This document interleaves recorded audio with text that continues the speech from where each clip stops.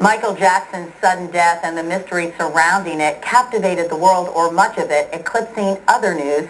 Jeff Glor now tells us some of the stories that happened in the last 2 weeks that are definitely worth noting. The news cycle was seized and then saturated by the sudden death of Michael Jackson, turning events that might normally make headlines into footnotes. We resolved to reset U.S.-Russian relations so that we can cooperate more effectively in areas of common interest. In Moscow, U.S. and Russian leaders came together for their first summit in 7 years.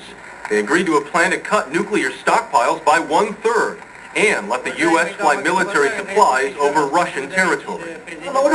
China is grappling with historic unrest right now.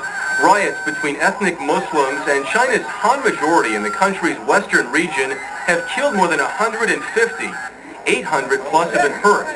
Chinese leaders are cracking down by sending 20,000 troops.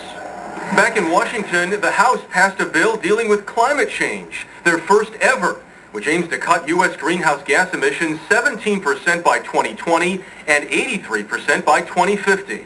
But the 1,400-page bill has been criticized as too bloated with loopholes.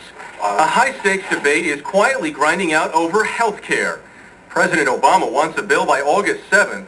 The Senate's fighting over how to pay for it and what the government's role should be.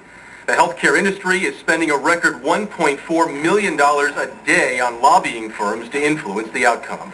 You could argue that the healthcare debate benefited from the Jackson blackout because healthcare needs to be dealt with quietly without a lot of screaming from the sidelines. We've had plenty of that. And one you have to see to believe.